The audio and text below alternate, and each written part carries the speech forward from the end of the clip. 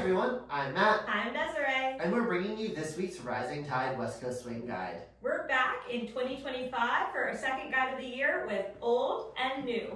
This is where we bring together different drills to level up your West Coast swing, some which are tried and true, and some which we've been playing around with a little bit more recently. So today we're going to talk about finding your partner, finding the partnership, and some old and new drills that we like to use for that. So first, we'll start with our tried and true drill, and Matt will lead that one. Yeah, so some teachers will call this the sticky hands drill, some teachers will call this the outward tonal pressure drill, whatever you want to call it. Essentially, one person, we'll say the follower for now, is going to have their hands out with their palms facing towards the ground.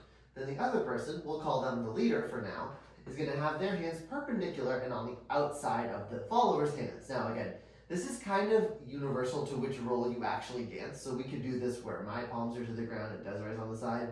Doesn't really matter, it's always good to take turns. But whoever's leading is going to move their hands, and whoever's following is going to try to stay stuck to those hands. Now our goal here is to match the same level of pressure.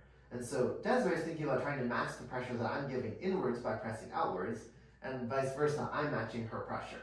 I also need to think about, as the leader, I need to bring Desiree with me as we go through these things. What I can't do is hop too slow, right? Because that's not really effective leading. I want to think about bringing her through from whichever hand position we wind up in. Yes, and so sticky hands or outward tonal pressure, finding your partner, and then keeping your partner. So that's all great for when you're stationary, when you're practicing, but what about when you're practicing social dances or you're practicing a competitive dance and you still want to find yourself and the partnership? I like to do what I'm calling now affectionately the 4 on the floor drill because it's made up of 4 components. The first is to remember, number 1, yourself. How are you feeling that day? Are you anxious because you're thinking about competition?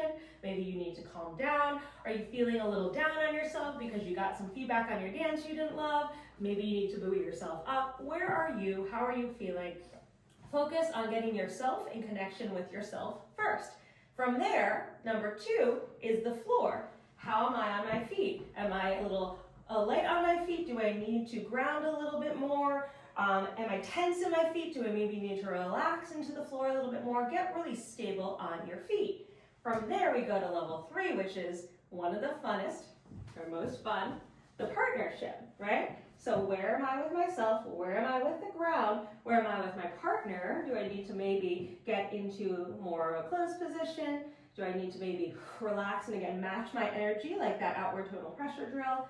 And then finally, there'll be a song, the music. How do I feel about this song? Where's the beat? What do I want to do to move to that music? And the cool thing about this 4 on the floor drill is you can go in reverse once you're dancing and think about how is the music, what is it inspiring me to do? How is that affecting or not affecting the partnership? How is it affecting my balance and stability on my feet? And how do I feel about the whole thing in general? And this will give you a really reflective exercise to tune in to the partnership. That was your guide. Thank you everyone for tuning in. If you like this video, be sure to give it a thumbs up, subscribe to our YouTube channel, like our Facebook page, and check out our website and online store link in the description. Bye!